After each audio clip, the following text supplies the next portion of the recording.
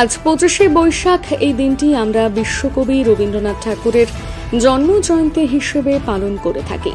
সারা দেশের সাথে বুধবার দিন শহর শিল্পাঞ্চলে এক বর্ণাঢ্য অনুষ্ঠানের মাধ্যমে পালিত হল কবিগুরু রবীন্দ্রনাথ ঠাকুরের 166তম জন্ম জয়ন্তী। আসানসোল পৌর নিগমের উদ্যোগে রবীন্দ্র ভবনের সামনে থেকে এক প্রভাত ফেরির আয়োজন করা হয়। এই প্রভাত ফেরি অনুষ্ঠানে শিল্পাঞ্চলের বহু মানুষের উপস্থিতি লক্ষ্য করা যায়। শহরের বিভিন্ন এলাকা পরিক্রমা করে পুনরায় রবীন্দ্র ভবনের সামনে প্রভাত ফেরি শেষ হয়। সুপ্রভাত ফেরির সাথে মূর্তিতে মাল্যদান করেন বহু মানুষ। উপস্থিত ছিলেন পৌর নিগমের chairman Amarnath Chatterjee, deputy mayor Wasimul Haque, mayor পরিষদ সদস্য গুরুদাস চ্যাটার্জি, রাজ্যের মন্ত্রী মলয় খটকের স্ত্রী সুদেষ্ণা খটক সহ অনেকে।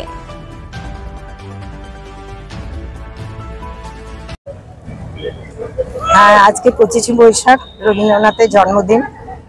আমরা বাঙালিরা তো আমাদের সকাল থেকে রাত্রি পর্যন্ত রবীন্দ্রনাথ নিয়ে আমাদের দিন কাটে।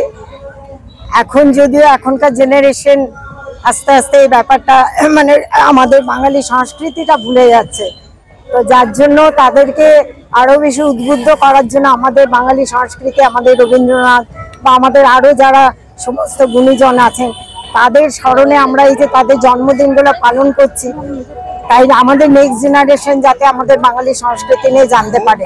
আর রবীন্দ্রনাথ তো শুধু আমাদের বাঙালিদের নয়, উনি বিশ্বকবি, তাই ওনার জন্মদিন আজকে বিভিন্ন জায়গা থেকে অনেক অর্গানাইজেশন এসছেন।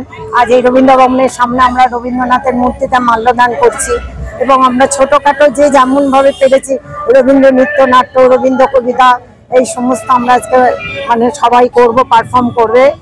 এবং রবীন্দ্রনাথের চরণে শতকোটি প্রণাম, কারণ বাঙালির মননে রবীন্দ্রনাথ ছাড়া আমার মনে হয় না কাজী নজরুল রবীন্দ্রনাথকে বাদ দিয়ে কোনোদিন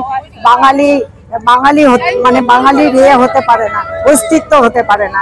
তাই রবীন্দ্রনাথকে প্রণাম জানিয়ে আমরা আমাদের আজকের এই সবাই জমায়েত হয়েছি আজকে রবীন্দ্র ভবনের সামনে। আমরা আসানসোল মহিলা উদ্যোগ থেকে এসেছি।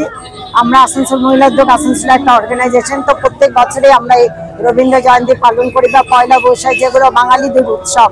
কারণ বাঙালি তো হারিয়ে যাক এটা আমরা চাই না, তাই আমরা রবীন্দ্রনাথকে নিয়ে সারা জীবন থাকতে চাই। আমার নাম সুদেষ্ণা খটক।